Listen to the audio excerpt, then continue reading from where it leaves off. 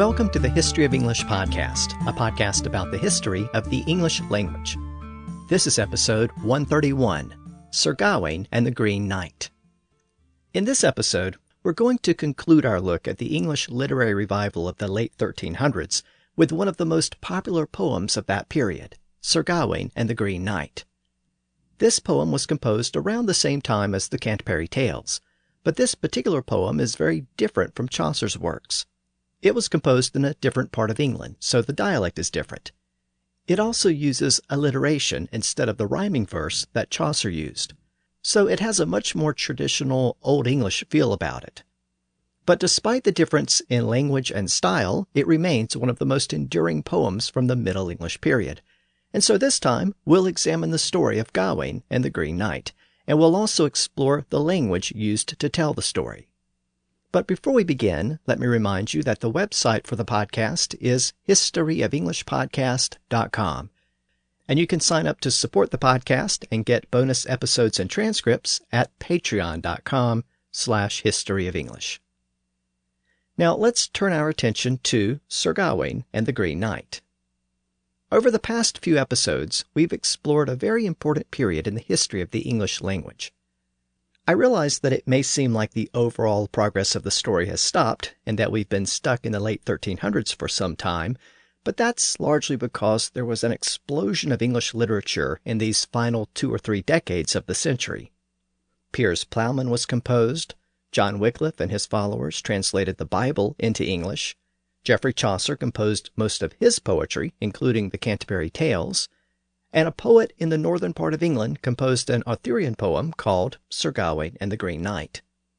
It's hard to say why this was such an active period for English literature, but it probably had a lot to do with the general reemergence of English as an officially accepted language around the middle of the century. As we've seen before, French had experienced a bit of a decline in official circles, and in its place, English had become the language of the schools and the language of Parliament. And a decade or so later, there was this massive renaissance of English literature, with most of the highly revered works coming around the same time as each other in the last quarter of the century. Then the movement faded a bit as the 1300s gave way to the 1400s. And that's a reminder that literary movements often come in waves, with writers influencing and encouraging each other, leading to periods when certain types of literature flourished. But eventually, those waves dissipated, and those literary movements faded. Well, the same type of thing happened to Arthurian romances in France over the prior century.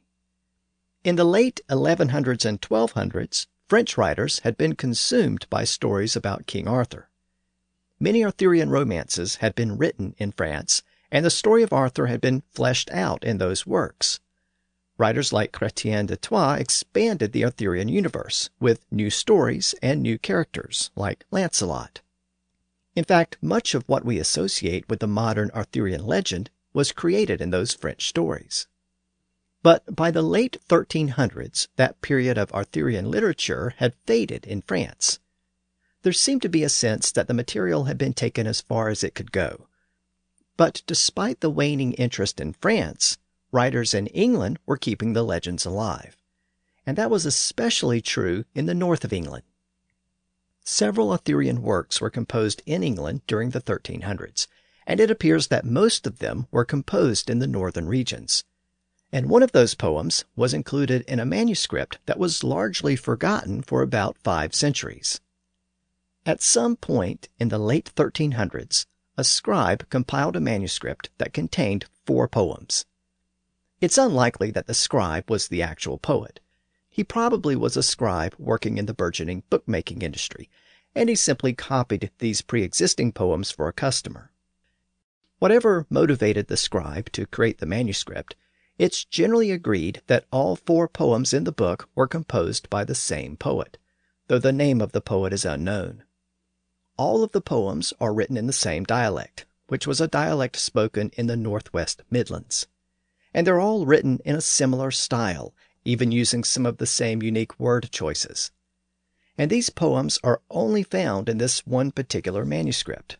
There are no other copies from this period, so these were not widely circulated works. The exact date of the manuscript is unknown, but the script that was used and other general attributes of the book suggest that it was compiled at some point in the late 1300s, around our current point in the overall story of English. The history of the book after that point is unclear, but it ultimately ended up in Robert Cotton's massive book collection in the 1700s. You might remember him from earlier episodes of the podcast. He was the guy who collected all of those Old and Middle English manuscripts, and many of those surviving works were preserved thanks to his collection. His collection also included the only surviving copy of Beowulf. And you might remember that the house where his collection was maintained caught fire at one point, and some of the manuscripts in it were burned and lost forever. But thankfully, this little book of 4 poems survived the fire. It wasn't until the next century that scholars really began to read and dissect the book. One of the poems, called Pearl, is a lament about the death of a small child. 2 of the other poems deal with specifically Christian topics, suggesting that the author was a cleric or had been trained in the church. The final poem is a story about a ghostly green figure who tempts one of King Arthur's most loyal knights named Gawain. It didn't have a title, but it became known as Sir Gawain and the Green Knight. With its publication in the 1800s, nearly 5 centuries after it was written, the story finally began to be read by a wide audience, and it proved to be very popular. Within Middle English literature, its popularity is only rivaled by the Canterbury Tales. Now, I noted that this poem survived as part of Robert Cotton's collection, which also included the only surviving copy of Beowulf. Well, the Gawain poem has a couple of other things in common with Beowulf. Like Beowulf, it features a monster or supernatural being as one of its main characters. And also, like Beowulf, it's composed using alliteration in the style of Old English poetry.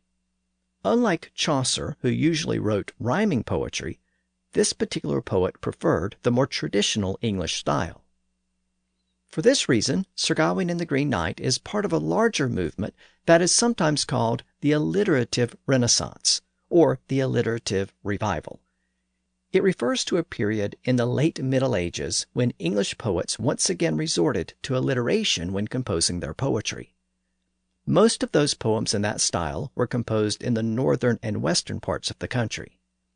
You might remember that Piers Plowman also used alliteration, so it was also part of this movement. Now, the term Renaissance or revival implies that these poets were hearkening back to that earlier period of Old English poetry, perhaps because that was the way that English poetry had traditionally been written.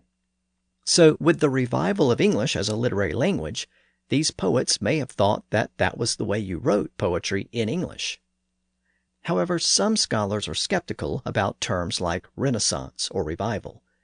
They think that the old style never really disappeared in those regions, so it wasn't so much a conscious decision to bring back an old style as much as a continuation of a style that was still being used.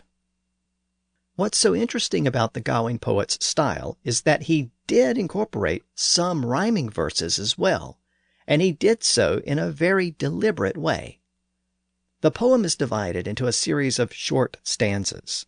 The total number of lines within each stanza varies, but it's usually around a dozen or so lines. Again, each line uses alliteration with a series of words that begin with the same sound. But at the very end, each stanza ends with 5 rhyming lines, the final 4 being very short lines of just a few words.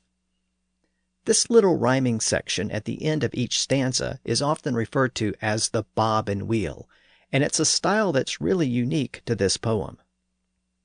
The alliteration of the poem is also important as it relates to the history of English.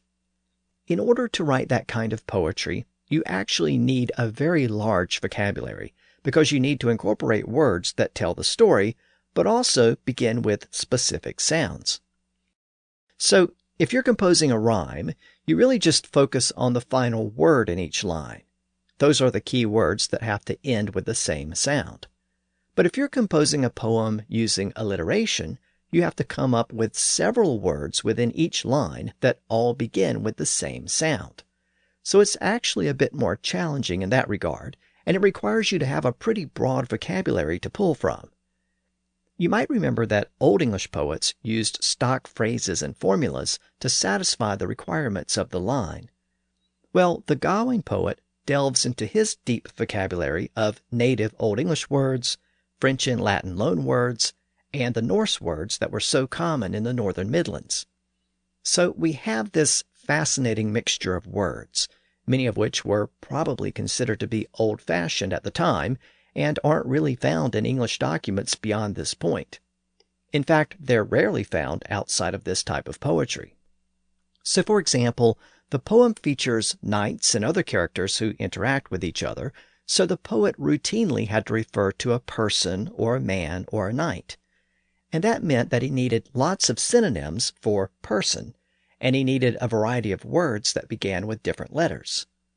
So, in addition to words like man and knight and lord, all of which come from Old English, he also used a lot of other terms. Sometimes he used the word prince, which came from Latin and French. Sometimes he used the word tulk, which is apparently an Old Norse word. It's only found in a handful of works from this general period, and it also appears in a couple of the other poems in the manuscript that contains the Gawain poem. The poet also used a variety of Old English terms that were quickly disappearing from the language, some of which are rarely found beyond this period.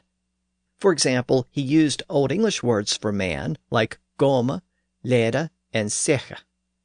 He also used the word wicha, which meant person. And he used freka, which meant knight. He also used the Old English word björna, which meant warrior.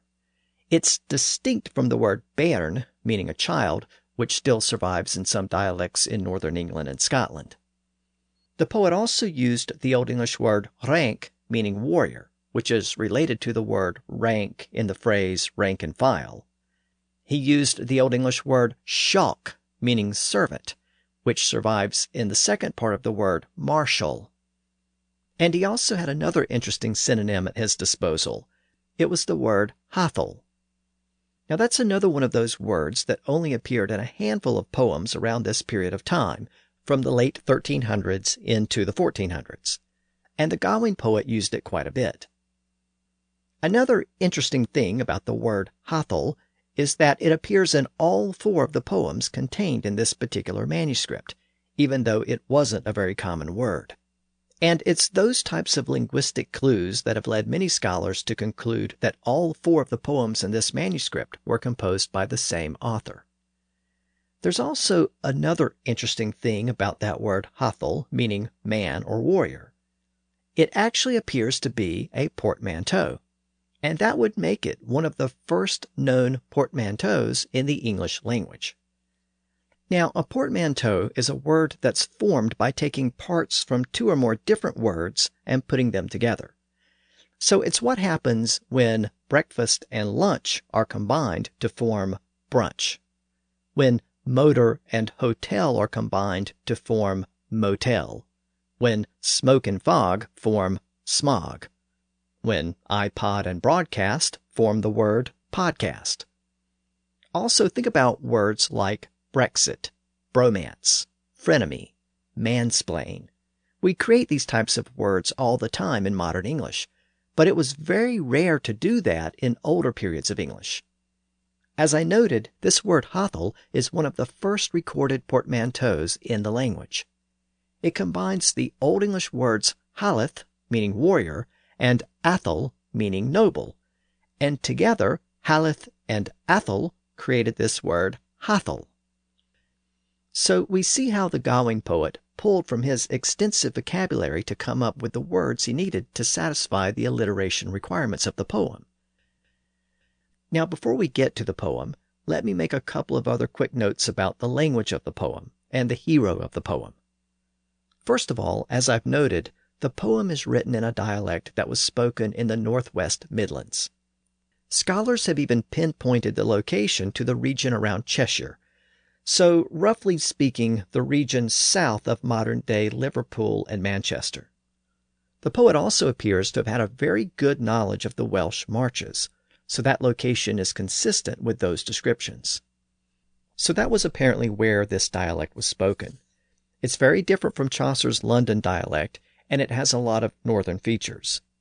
Now, I'm not going to go through all of those northern features because I covered them in some detail in the last episode, but this poet uses a lot of the same features that Chaucer gave to his northern students in the Reeves Tale, which we explored last time. However, being from the Midlands, the Gawain poet's dialect shows a bit more of a blend of north and south. For example, he used both the northern pronoun there and its southern equivalent, here. He also tended to end his plural nouns with the northern S ending, which became standard over time, but he sometimes used the southern EN ending as well. So again, this dialect contains a mixture of northern and southern features, which is what we would expect to see in the Midlands. And then lastly, let me make a quick note about the hero of the poem, Gawain.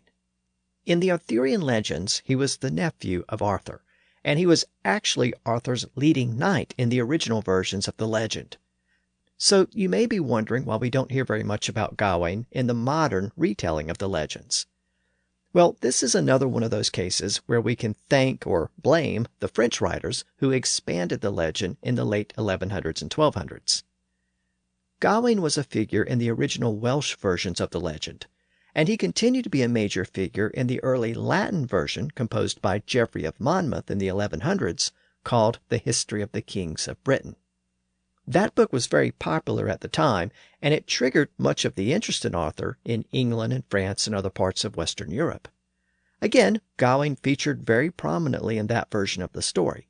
He was Arthur's right-hand man. But then those French writers, like Chrétien de Troyes, expanded the story, and he added the character of Lancelot. And over time, Lancelot largely replaced Gawain as Arthur's greatest knight in the French tradition. Well, that was the French tradition. But back in England, Gawain remained the principal knight. And that's probably why he was featured as the hero in this poem about the Green Knight. And Gawain's prominence continued for about another century or so. But then, in the late 1400s, Sir Thomas Malory compiled many of the Arthurian stories into his somewhat definitive work called La Mort d'Arthur, or The Death of Arthur. And he pulled heavily from the French tradition. And that's really when Lancelot started to replace Gawain in the English tradition as well. But again, that change took place at a later date. So Gawain remains the hero here in this poem. By the way, Lancelot is actually mentioned in the poem, but he's just another member of the Round Table.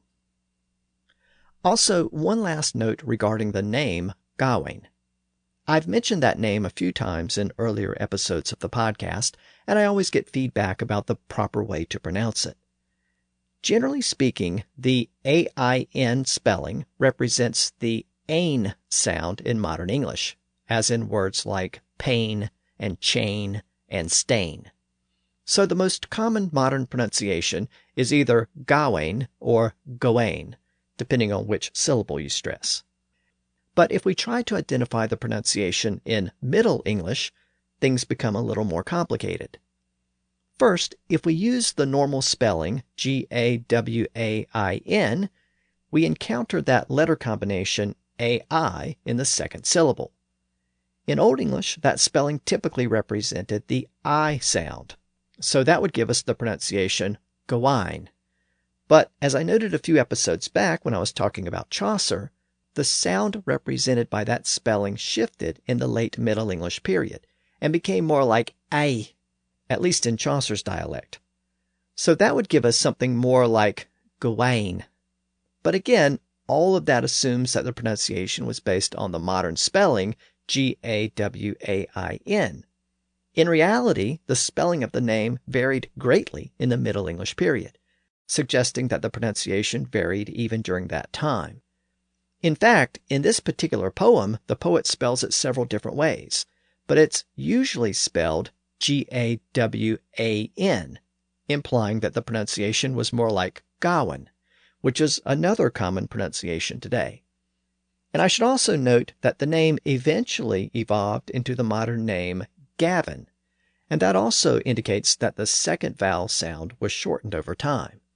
So, at any rate, the proper Middle English pronunciation is debatable, but for purposes of this episode, I'm using Gawain for the modern translation and Gawain for the original Middle English passages, since that more closely matches the poet's spelling. So with that, let's turn to the actual poem. I'm going to take you through the poem by reading and analyzing a few key passages. And as I often do, I'm going to give you the modern English translation first, and then I'll read the original Middle English version. I'm also electing to keep the stanzas intact as much as possible without breaking them up into smaller segments. I think that will give you a better sense of the alliteration and the overall flow of the language. Now, in keeping with tradition, the poem begins by noting the mythical origins of the British kings, by stating that the line of kings were descended from the Trojan warrior Aeneas, who was also the mythical founder of Rome. This was a widely accepted mythology at the time, and it served to link Arthur to the ancient Romans, and even to the Trojans and the Greeks. The poet tells us that Arthur was the most courteous of all the British kings, and he says that he will now recount a story he heard about a marvelous event that occurred during Arthur's reign. Having set the scene, the poet tells us that it was Christmas time at Camelot.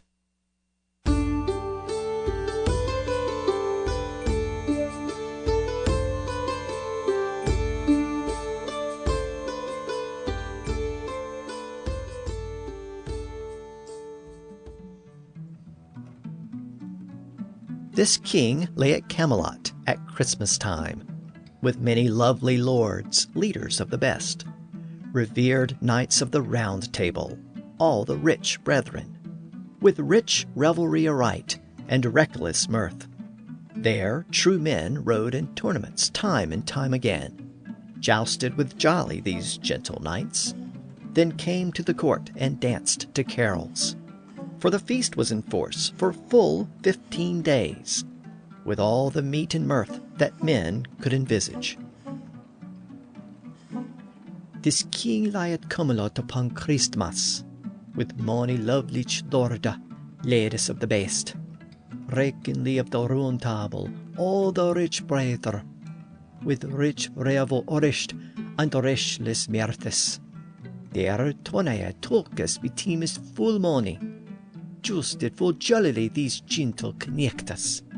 Sit then carried to the court, carless to mark, for there the feast was illich full 15 days, with all the meta and all the mirth that man could avisa.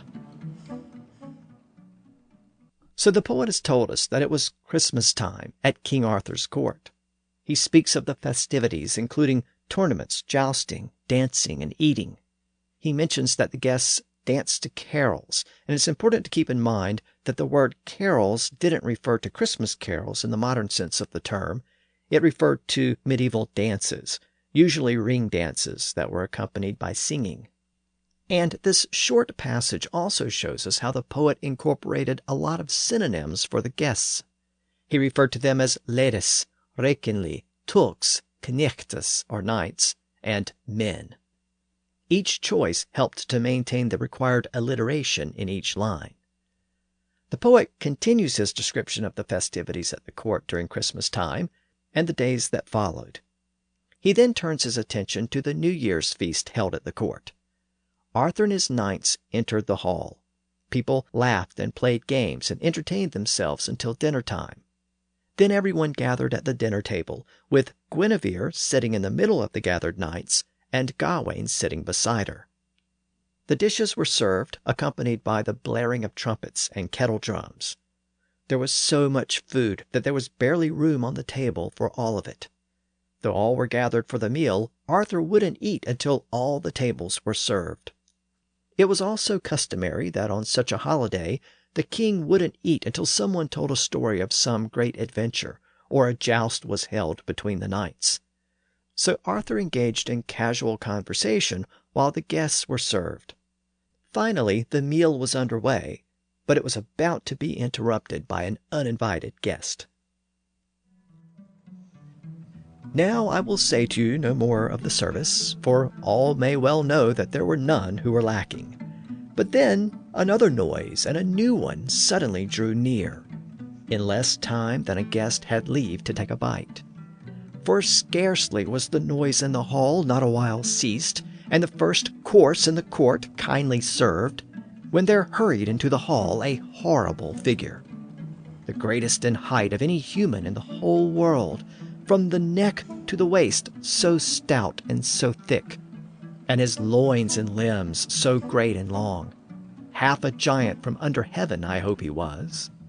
To my mind, he was the most intimidating man, and the mightiest of any man that might ride in saddle. From his back to his breast, his body was bold and stern, but his womb and his waist were worthily small, and all his features followed in form and proportion, full clean, for the men were amazed at his color, set in this outwardly seen. He fared as a freakish phantom, and all over he was bright green. Nu will I of our service say you no more, for each week may well weet no want that there were. And other noise full nae would naked believer, that they lured micht have never leave law to catch. For unether was the noise not a wheel assessed, and the first chorus in the court kindly served, their halles at the hall door an arklage meister, and the most on the mode on measure here, fro the swir to the swang so swar and so thick, and his leanness and his limb is so long and so great. Half 18 in erde I hope that he were, but mon must he all get mean him to bane, and that the merriest in his mokel that micht reade.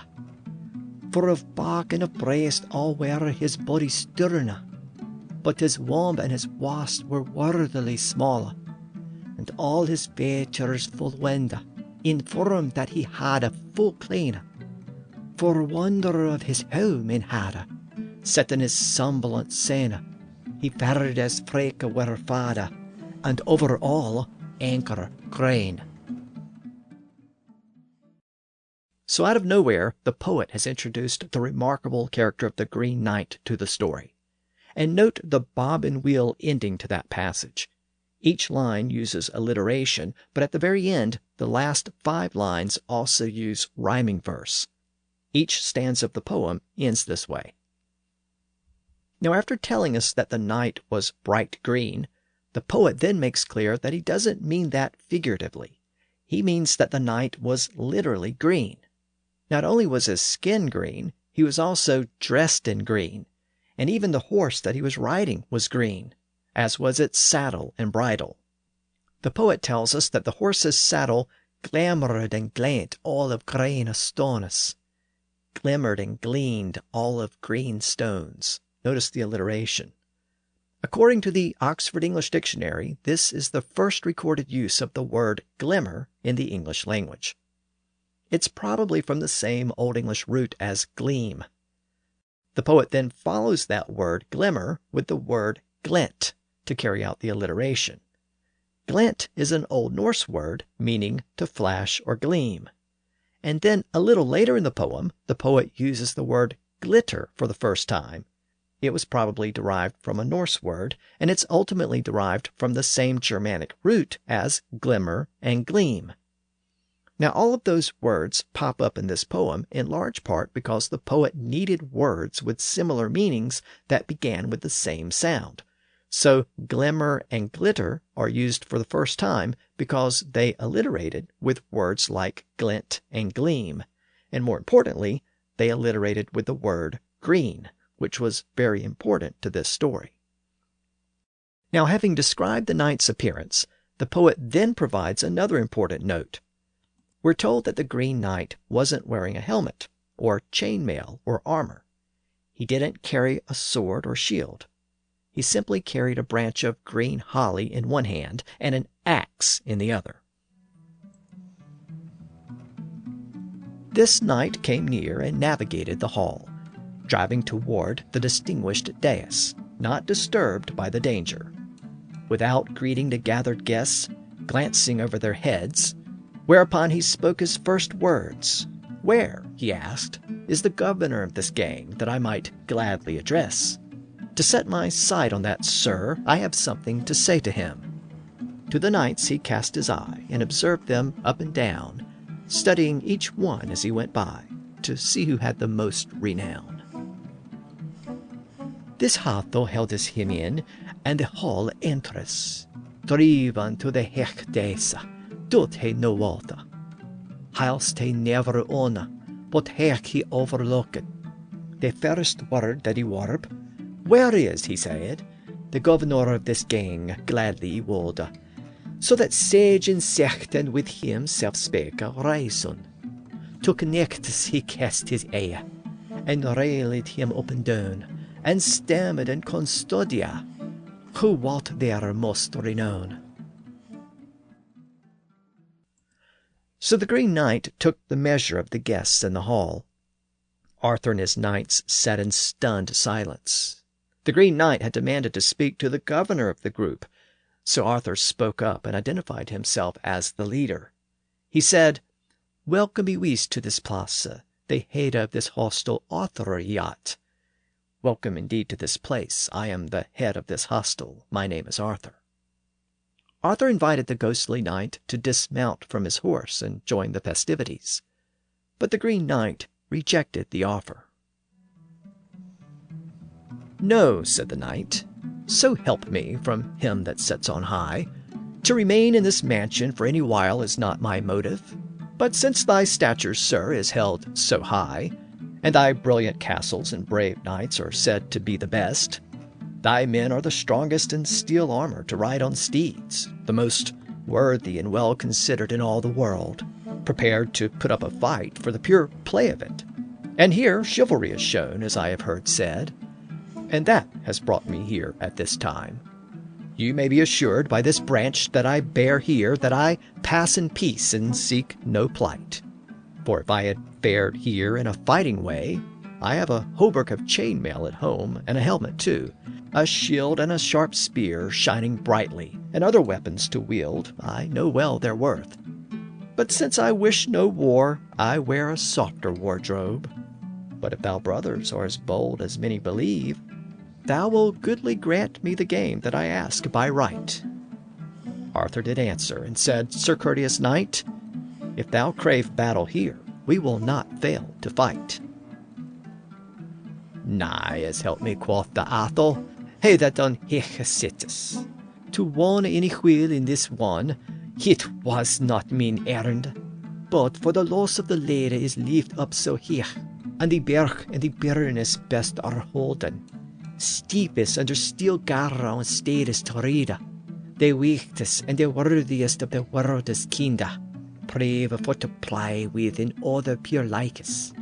And hearing kinda courtesy, as ye have heard corp, and that has wined me hither, ye wisa at this time. Ye may be sacred be this branch that ye bear here, that ye pass as in pace, and no plicht to such. For had ye found it in fair, in fechting wisa, ye have an hauberk at home and a helm both, a shield and a sharp spear, shande brecht, and other weapons to wield, ye win well also. But for the wold nowhere, my windes are softer. But if thou be so bold as all baroness talen, thou will grant me godly the Gawain that ye ask, be right." Arthur con on swara, and said, "Sir courteous connect, if thou crave a battle bear, here failest thou not to fecht." So again, notice the alliterating lines, and the little bob and wheel rhyming section at the very end. At first glance, this stanza presents the Green Knight as a visitor who's not looking for a fight, but only asking to play a game, to offer a challenge to the gathered knights. But Arthur assumes otherwise, and responds that if the ghostly figure is looking for a fight, he will find it there in the hall. So why does Arthur assume that the Green Knight's motives are not so innocent? Well, there's a subtle indication that's lost on most modern readers. When the Green Knight addresses Arthur the king, he addresses him with the pronouns thou and thee and thy. Now, as you may recall, those were the standard second-person pronouns inherited from Old English, and they were the ones you used when you were speaking to an individual. Those were the singular forms. The pronouns you and your were the plural forms used when addressing two or more people. And even though this distinction has long disappeared from English, I think most of us recognize this older form of the language because thou, thee, and thy survived into the early modern English period. And we still hear those old pronouns in Shakespeare's plays and in the King James Bible and other works of literature from the early modern period. Of course, those distinct singular forms eventually disappeared, and they were replaced with the plural forms you and your. So today, you does all the work, and we use it for both singular and plural.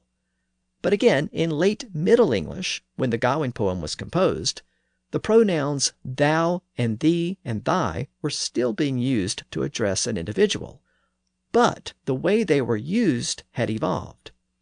By that point, they resembled the way French uses its second-person pronouns. Thou and thee and thy were only used when addressing a family member or a close friend or someone who was your inferior. So they were only used in informal situations. If you were addressing a superior or a stranger who might be your superior, you were expected to use the more formal or polite pronoun, which was the plural pronoun you. So the plural pronoun you was being used as a singular pronoun at this point, but only in formal situations, as a polite form of address. Again, if you speak French, that's basically the same way the pronouns work there. And that was the beginning of the evolution of you from a strictly plural pronoun to the all-purpose pronoun that it's become today. So given the distinction between informal thou and thee and thy, and formal you and your, we would expect that King Arthur would be addressed with the latter. After all, he was the king, and a highly revered king at that. Once Arthur had introduced himself to someone, that person would almost always address him with the formal you. But the Green Knight doesn't do that. He addresses Arthur with the informal pronouns, thou and thee and thy. And that implied that the Green Knight didn't recognize Arthur as his superior. That would have been considered an affront to the king, and it may explain why Arthur assumes that the Green Knight is looking for a fight. By the way, Arthur also addresses the Green Knight with thou and thee and thy in return. So neither character gives much respect to the other. Throughout their exchange, they thou each other in this same way, choosing not to use the polite form of address which would have been expected. And this would have been very obvious to an English speaker of the late 1300s. The main point here is that the use of these second-person pronouns had acquired a social context by this point, and speakers and poets were very particular about the way they used those words. And here, the Gawain poet used them to indicate that the Green Knight didn't fit into the normal social order recognized at the Arthurian court. One other quick note about that passage before we move on. In one line, the Green Knight says that he has heard that Arthur and his men are brave and love physical contests. In my translation, he says that the men are prepared to put up a fight for the pure play of it. But the original line was, preve for to play with in other pure likes. Literally, proven for to play with in other pure likes. Notice that word at the end, likes, spelled L-A-Y-K-E, yogh. Yogh was the Old and Middle English letter that looked like a cursive Z or Z, and it represented several different sounds depending on the context. The Gawain poet used it a lot for the S sound at the end of words. Well, this word likes meant games or sports. It was a northern dialect word, and it still survives in the north of England as lake or like, meaning to play. It's a Norse word which corresponds to a similar Old English word. And the reason why I know that the word survives in northern England is because several of you have noted that word in the various voice samples that I've collected over the past few years. Several of you have submitted regional words and phrases that aren't generally found in standard English, and a couple of you from Yorkshire have mentioned that the word like is still used as a synonym for play. Here's an example from listener Paul, who provides a short sentence. first in his local Yorkshire dialect and then in standard English. When I were a lad and I were bored, my father had said to me, "Go out and lake." So I'd go out to the park and start laking with my mates. When I was a boy and I was bored, my father would say to me, "Go out and play." So I'd go out to the park and start playing with my friends. The word lake, Old English or Norse, meaning to play. So as we can see, the poet's language and word choices may seem very old-fashioned at first listen, but it isn't as old-fashioned as you might think. Some of these terms are still found in modern English dialects in northern England and Scotland. Now, returning to the poem, the Green Knight has requested to play a game, but Arthur has answered by saying that if the ghostly knight wants a fight, he's come to the right place. Now, the Green Knight responds. "No, I have not fared here to fight. In good faith, I tell you, there are about this bench nothing but beardless children. If I were held fast in arms on a high horse, there is no man here to match me, for your might is too weak. Therefore I crave in this court a Christmas game, for it is Yule and New Year, and here are many young men. If anyone in this house holds himself in such high esteem, and is so bold in his blood and brave in his head, that he dares to swap one swift stroke for another, I shall give him as my gift this great battle-axe, this gisarm, this axe that is heavy enough for him to handle as he likes, and I shall abide and bear the first blow on my body as I sit here. If any soul seated here is so brave to stand and test what I say, leap to me quickly, and I will let go of this weapon. He can have it forever and keep it as his own, and I shall receive a stroke from him without shuddering. But I shall be granted the right to regain my grace and give a blow in return when I say, and I will grant a delay for 12 months and a day, whereupon the debt shall be repaid. Now, what do you have to say?" "Nay, for I see no effect. In fiat they tell. Yet run about this bench but beardless children. If we were husband in arms on a hextera, there is no man made to mash, for a mecht is so wake. For the crave in this court a Christmas garment, for it is Yule and New Year, and here are ye money. If any so hardy in this household as himself, and be so bold in his blood and Brian in his hair, that dare stiffly strike a stroke for another, ye shall give him of me gift this gisern richa, this axe, that is heavy enough to handle as him likes. And he shall be the first bear, as bara as he sita. If any frake be so fail to fonda that he tell, leap licht me to, and lock this weapon. He quit clammy it forever, keep it as his own, and he shall stand to him a stroke steep on this plate. Else thou wilt dict me thy dome to dale him another balai, and yet give him a respite, a 12 month and a day. Now here, and let's set it, darin herein ocht sire." So the Green Knight made an offer to the gathered knights of the Round Table. He offered to let any one of them strike him with the axe, but the one who delivers the blow has to agree to let the Green Knight return the favor exactly 1 year and a day later. At first, Arthur and his men sat in stunned silence. No one said anything, so the Green Ghost turned in his saddle to see if anyone had the nerve to take him up on his offer. With no response, the Green Knight mocked the gathered men. He said that Arthur and his men were known far and wide, so where was their pride and bluster? He laughed at them and suggested that they were cowards. Arthur's anger gave him the courage to approach the Green Knight. Arthur confronted the green figure and said that the proposed game was senseless.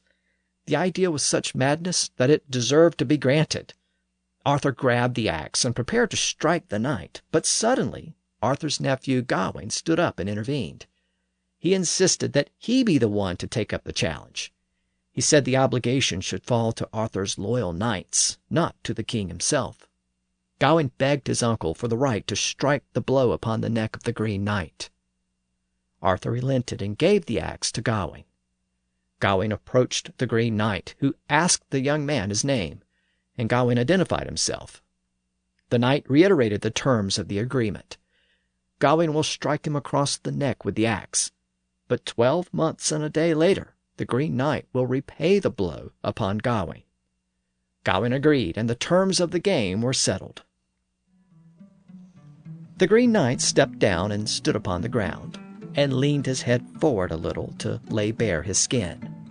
He laid his long, lovely locks of hair over his crown, with his naked neck now showing. Gawain gripped the axe and gathered it up high. His left foot he fastened to the floor in front of him. He thrust the axe through the naked flesh so that the sharp blade shattered the neck bones and sank through the soft skin and sliced it in two, until the bright steel blade bit into the ground. The fair head was freed from the neck and fell to the earth. The gathered fellows kicked it with their feet across the floor, the blood bleeding from the body as it blanketed the green skin. But the frightening figure never faltered nor fell. He stepped forth on sturdy legs as strong as before, and reached out among the rollicking knights and retrieved his head.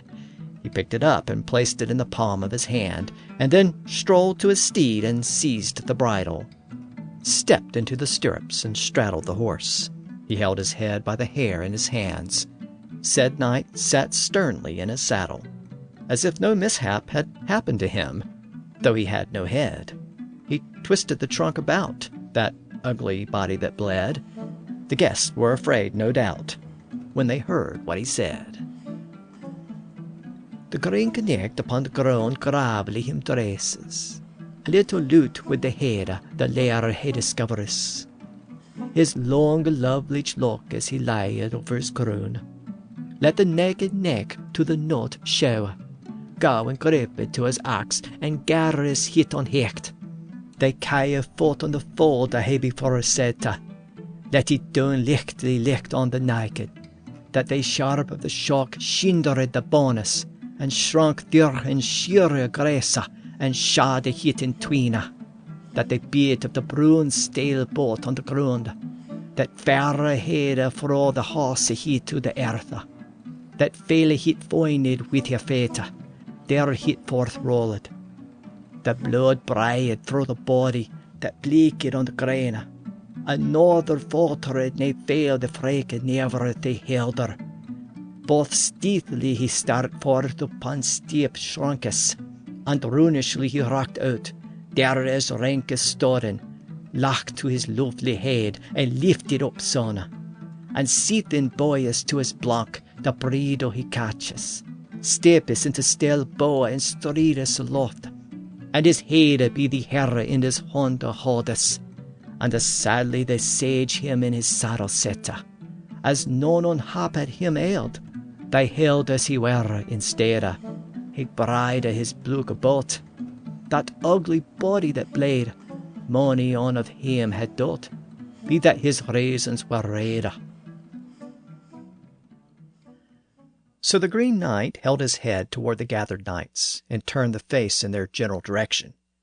The head spoke directly to Gawain, telling him to honor his end of the bargain. Gawain was told to make his way to the Green Chapel in 1 year's time, where the debt was to be repaid with a stroke of the axe upon his head on New Year's morning. The headless knight said that he was known as the Knight of the Green Chapel, and if Gawain should happen to break his word, he would forever be regarded as a coward. The Green Knight then rode out through the door and disappeared from sight. With that, the scene in the hall began to return to normal. After a moment, Arthur dismissed the events as a Christmas-time apparition, and the gathered crowd returned to eating, drinking, singing, and dancing. But the revelry disguised the concern felt by Gawain and his uncle Arthur. They both knew that Gawain would have to honor the deal that had been made, and Gawain's fate was likely sealed. The New Year's festivities marked the beginning of a new year, and that year quickly passed, as one season gave way to the next. In describing the spring and summertime, the poet included the following lines. Lovely are the leaves that spring thereout, when that damp dew drops off the leaves, to abide a blissful blush of the bright sun. Whalawina is the word that wuxes thereout. When the donk and dow a droppes of the levis, to be the blissful blush of the bright sun. I mention this passage because it contains one of the first recorded uses of the word blush in the English language. The poet refers to the blissful blush of the bright sun. And here we see the original sense of the word blush. It meant a glimpse or glance or quick look. So the bright sun glimpses or glances at the dew on the leaves. That original sense of the word blush has largely disappeared, except in the very well-known phrase, at first blush, which also appeared around this same time in the 1300s. Of course, we all know that at first blush means at first glance, but you may have wondered what blushes have to do with glances. Well, originally, a blush was a glance. In the early modern period, the sense of the word shifted from looking at something to the way something looked. So it came to refer to a person's general appearance.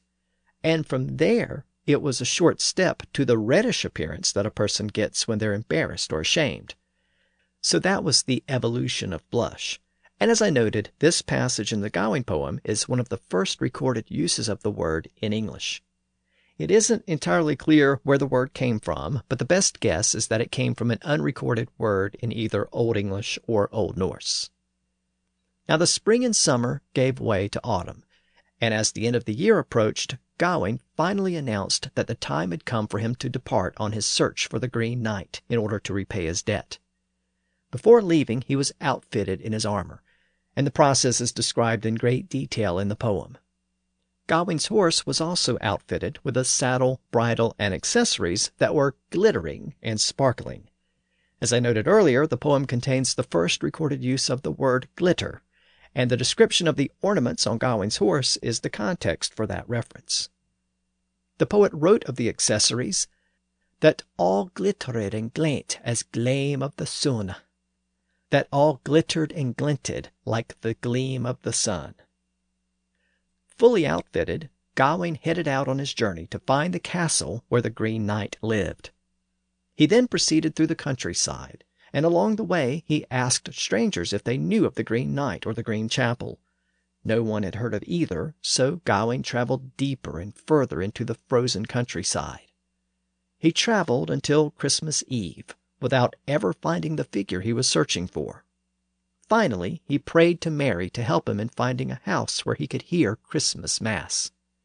A short time later, he came upon a massive castle, the most beautiful castle that any knight had ever seen. Gawain was welcomed into the mansion and led to the central hall, where he was greeted warmly by the lord of the castle. The host was large and stout, and he assigned a servant to attend to Gawain. Gawain soon joined the host and other guests at a large dinner.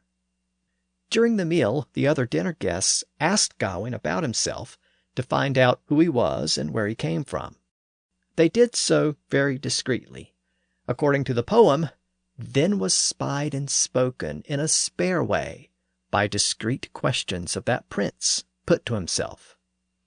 Then was spied and spurred upon spare wisa. Be brave appointus of that prince put to himself in. Gawain then told them that his name was Gawain, and he had come from King Arthur's court. He had been guided to the castle by chance, and found himself there on Christmas Day. The host and the others laughed, and felt honored to be joined by such a prominent guest.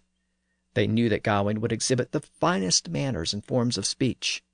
The poem says that they murmured to each other and said the following: God has given us good grace. In truth, he has granted us to have such a guest as Gawain. God has given us the grace godly forsotha, that such a guest as Gawain grant us to have. So Gawain was welcomed by all in attendance. Now those two little passages may not seem all that significant, but they point to a very, very important development in the language. It's very subtle, but the spellings indicate that the scribe pronounced a specific sound in a new way. That sound was a vowel sound, and it may be an early indication that the great vowel shift had begun in certain parts of England. Now we're going to explore the Great Vowel Shift in upcoming episodes. The Great Vowel Shift is the term for the series of vowel changes that took place in English in the transition from Middle English to Modern English. These changes took place over more than 2 centuries, and they account for the way a large portion of our words are pronounced today. And they also wreaked havoc on spelling because, as we'll see, English spelling became fixed and standardized before the Great Vowel Shift was complete. As a result, when the vowel changes were finally settled, many words were no longer pronounced like they were spelled. So this is a very important topic in the history of English, and we have some subtle indications that the process was starting to get underway in Sir Gawain and the Green Knight. These indications come from the way the scribe spelled the word given and the Middle English word prive, which meant private or discreet. Prive is an early form of the word privy, and of course a variation of the word private. Both privy and private are derived from the same Latin root word, privatus. The people at the dinner table had asked with prive or discreet questions, and they felt that they had been given God's grace by having Gawain attend the dinner. The initial vowel sound in each of those words was traditionally spelled with an I and pronounced with the sound of the letter I at the time, which was E. So prive was Prive, and given was pronounced given and was spelled Given. And just to be clear, the letters U and V were not distinct yet, so instead of the modern angular V, they were actually spelled with the curvy U, but it represented the V sound. So both of those words were spelled with an I, and both were pronounced with the long I sound, which was E. Now, the location where that E sound is pronounced in the mouth is very important to the Great Vowel Shift. That sound is located very high in the mouth. Of all the vowel sounds, it's pronounced at the highest and most forward position in the mouth. I mentioned last time that we still have that pronunciation in some words, especially words which have been borrowed from other languages in recent centuries. I gave examples of Italian food terms like pizza and spaghetti and linguine. So we sometimes use that pronunciation today, but we mostly use the modern long I sound, which evolved over the course of the Great Vowel Shift. And of course, that sound is I, as in the name of the letter. Notice that the I sound is pronounced much further in the back of the mouth. So over time, the sound shifted from E, high in the front of the mouth, to I, low in the back of the mouth. We can hear that shift in the difference between Middle English prive and Modern English private. Well, that sound didn't go directly from E to I. It actually changed in stages, moving lower and backward one step at a time. Now, the specifics aren't really important here, but I just want to note that the sound shifted backward over time in small, gradual steps. Now, that process is very important to the Great Vowel Shift because during that series of vowel changes, most of the long vowel sounds actually shifted upward and higher in the mouth. But those other sounds couldn't shift upward until the E sound had moved out of the way.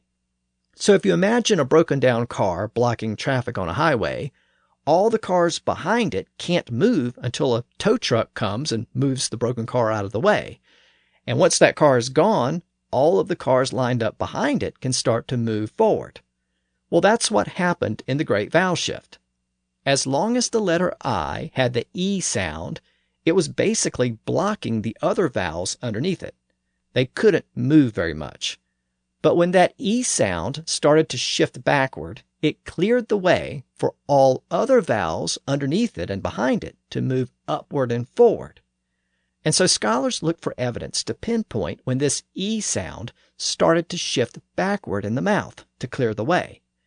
And we can see some potential evidence of that change in the way the Gawain scribe spelled some of these words which traditionally had that E sound. Rather than spelling them with a letter I, which had that sound, he chose instead to spell them with a letter E, which represents a slightly lower vowel sound. and that suggests that he pronounced the word preve as prev, and given as Gavin. Again, some scholars cite these types of spellings in the Gawain poem as an early indication that the long vowel sound, represented by letter I, was starting to shift backward and was starting to be pronounced with a slightly lower vowel sound, at least by some speakers in the North Midlands. And if that assumption is correct, this poem might be an early indication that the great vowel shift was starting to get underway. By the way, this evidence is cited by John H. Fisher and Diane Bornstein in their collection of Old and Middle English texts called In Form of Speech is Change. They cite these unique spellings in the Gawain poem as evidence of that early vowel shift. Now, we'll leave that issue there for now, but I wanted to plant that seed for you because it's going to bear a lot of fruit in future episodes. Now, returning to the poem, the dinner came to an end, and Gawain attended Mass. The next day he was invited to a large Christmas feast, where he sat beside the wife of his host. At the head of the table was a very old woman, who we will later find out was Morgan Le Fay, a key figure in the Arthurian legends. She was a witch or sorceress who emerged as a sinister character in the French versions of the legends. But to Gawain, she was merely an old woman who attended the dinner. During a conversation with the host, Gawain explained that he needed to find the Green Chapel and the knight who guards it. He needed to arrive there in 3 days' time. The host said he knew the location of the chapel, and he invited Gawain to remain as a guest at the castle until the final day, at which time he would have a servant show Gawain the way. Gawain agreed. The host then told Gawain that he was going on a hunt, and he asked Gawain to remain behind and rest and keep his wife company. The host then proposed that they each agree to exchange whatever they should acquire during their respective adventures, and Gawain agreed. The next morning the host left for the hunt, while Gawain slept. The host's wife entered Gawain's bedroom and tried to seduce him. Gawain declined the advances, but ultimately agreed to accept a kiss. Later, the host returned, having killed several deer. He gave all the venison to Gawain, and in exchange, Gawain grabbed his host and kissed him, telling him that the kiss was the only winnings he had acquired. The host accepted the kiss and asked Gawain where he acquired it, but Gawain said that such information was not part of the agreement. The next morning, the host once again left for the hunt, and Gawain remained in bed, and once again Gawain was visited by the wife who tried to seduce him. And again Gawain rejected the advances, but this time he acquired 2 kisses from the wife. The host finally returned to the manor, having killed a boar during the hunt. He gave the boar to Gawain, and Gawain returned the gift with 2 kisses. The next morning the host went fox hunting, and his wife once again entered Gawain's bedchamber to seduce him.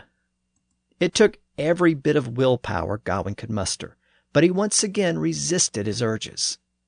The lady eventually realized that Gawain would not give in to her advances, so she offered him a gift to remember her by. She offered a ring, but Gawain politely declined. Then she offered a green sash, which he also declined. But then she told him that the sash had magical powers and would protect him from any strike or blow. Gawain reconsidered and accepted the sash, and both agreed to keep the gift a secret from her husband. When her husband returned with the fox he had killed, he gave it to Gawain, and Gawain provided kisses in exchange, but he said nothing about the green sash. New Year's Day came, and the night passed, and Gawain prepared himself for his rendezvous with the Green Knight. He wore his chain mail and armaments, and he also wore the sash, but for to save himself, when suffer him behoved. But for to save himself, when it behooved him to suffer. Gawain then mounted his horse, said goodbye to those he had met at the castle, and headed out to search for the Green Knight with the guide that the host had provided. Together they traveled through the snow and the mountainous terrain until they finally reached the approach to the Green Chapel. The guide stopped and showed Gawain the path, but warned him not to proceed. He said that the Green Knight was a monster who showed no mercy, and Gawain should turn around and leave while he still had the chance. But Gawain proceeded to avoid being considered a coward and to satisfy his destiny. Gawain traveled the path, but didn't see a proper chapel anywhere. He only found a desolate area and a cave with a crevice in it. Gawain thought that it was a place where the Green Knight worshipped the devil. But then he heard a noise coming from a high hill. It was a strange sound, as one upon a grindstone had a grunden a scythe, as one upon a grindstone had ground a scythe or axe. So it sounded like someone sharpening an axe. Gawain called out for the lord of the place, and then he heard a voice. "Abide there," said someone on the bank above over his head, "and thou shalt have in haste the thing I promised you once." "Abide," quoted on the bank above and over his head, "and thou shalt have all in haste that they hit on us." Then he came from behind a crag and came out of a hole, whirling out of a row or nook with a wicked weapon, a Danish axe newly ordained for dealing the blow. And sithen he keveres be a crag, and comus of a hole, Weirland out of a row, rekt a feile weapon, a Danish axe newe dicht, they dient with to yelde.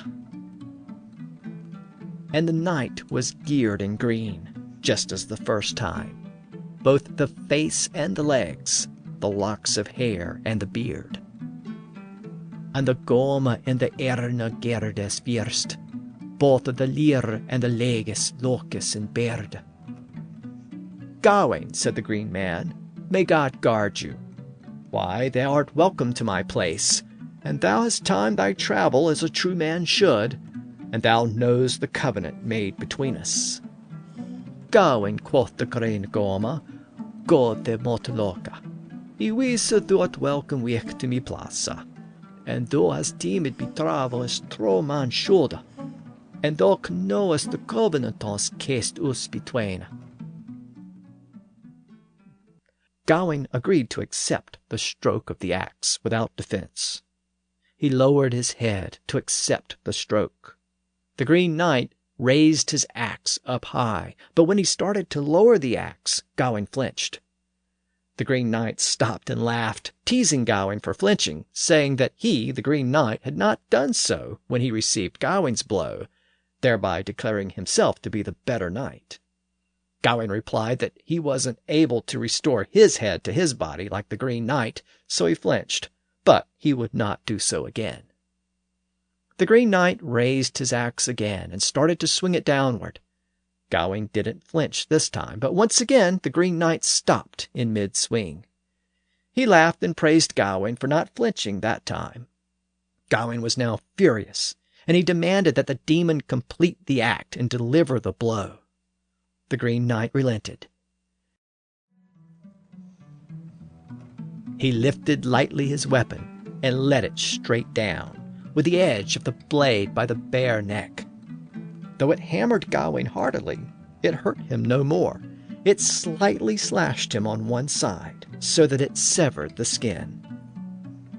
He lift this lichtly his lama, and let it down fair, with the barb of the bead to be the bare neck. Though he hammered it heartily, hurt him no more, but snert him on that one side that severed the head. So Gawain received the blow from the Green Knight, but it merely grazed the side of his neck and left a small cut. But other than that, Gawain was fine.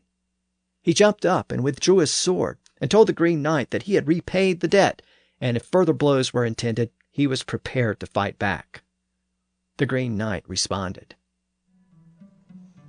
"Bold man, don't be so belligerent on this battlefield. No man here has been unmannerly or mistreated you, nor conducted himself outside the covenants contained at the king's court. I owed you a stroke, and you have it. You have been well paid. I release you of any remnants and any remaining rights.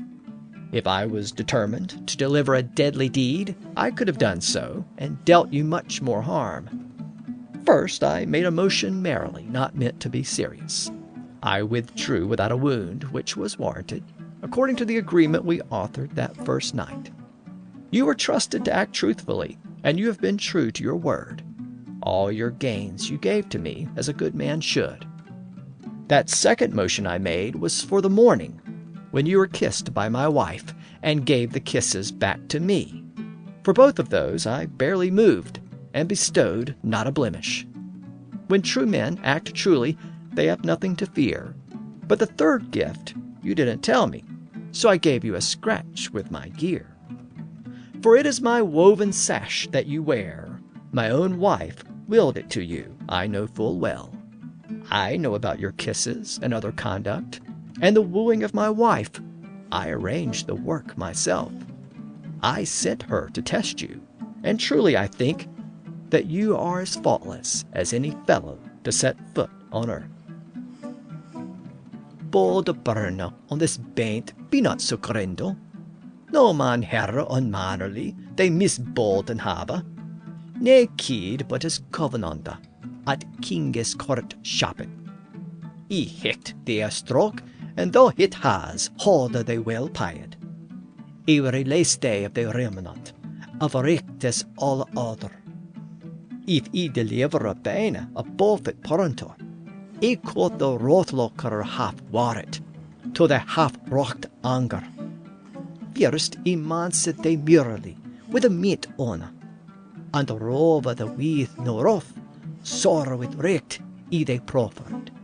For they forward that we faced in the first nicht, and though tristily they trotha and trolly me hold us, all the gain thou me gave, as God man should, that other amount for the morning man he they proffered, though kieseris me clear weef, the causes me rastus, for both a to here he they bade but to bear mintus, both a scatha, trail a man trail restore, dan a dermon trade no watha, at the three door fall a door, and therefore that tapa tate, for it is me word that the wearers, that ilka woven girdle, mean owen weave hit they wave it wot well for sotha. No can know it well the causes, and the costes us, and the wowing of me weave, rocked hit me selvin. He sent here to a side, and softly bethinkers, on the faultless freka that ever on foot yeda. So it's now revealed that the Green Knight was in fact Gawain's host at the Christmas castle, and Gawain was being tested by the wife while he resided at the castle. The first two times Gawain was honest and returned the kisses he received earlier in the day, so the Green Knight withheld the first two strokes. But since Gawain didn't confess the receipt of the sash, the Green Knight did deliver a glancing blow on the third stroke, but it was only a minor cut for a minor offense. All in all, Gawain had passed the test that he had been given. Gawain was relieved to discover the truth, but he was disappointed that he had not been entirely truthful about the sash, and had given in to the temptation to keep it secret. The Green Knight then revealed that his name was Bertilac, and that the entire ordeal had been arranged by Morgan Le Fay, the elderly woman who had attended the dinner back at the castle. She hated Guinevere, and she had sent him to Camelot in the form of the Green Knight to frighten Guinevere to death. After these disclosures, Gawain returned to Camelot, where he was welcomed with celebrations. He revealed what happened and the shame of keeping the green sash a secret and breaking his promise to his host. He said that he would never remove the sash as a sign of his shame.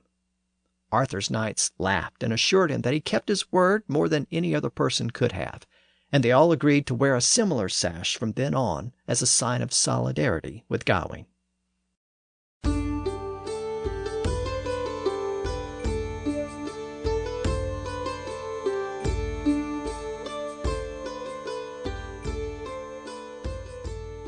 And that concludes the 14th century poem known as Sir Gawain and the Green Knight.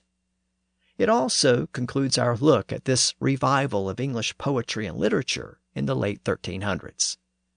Next time, we'll turn our attention back to the real world and we'll explore what was happening in the actual English court of Richard II. As we'll see, it wasn't all that different from King Arthur's court as described in the Gawain poem. The one thing that they both had in common was elaborate feasts and banquets. And that meant that the court needed lots of cooks and chefs. And around this point in the history of English, some of Richard's chefs prepared a collection of recipes used at the court. And that collection of recipes is apparently the oldest cookbook composed in the English language. So next time, we're going to talk about food and cooking. And we're going to examine how the process of cooking and eating shaped the English language. So until then, thanks for listening to the History of English podcast.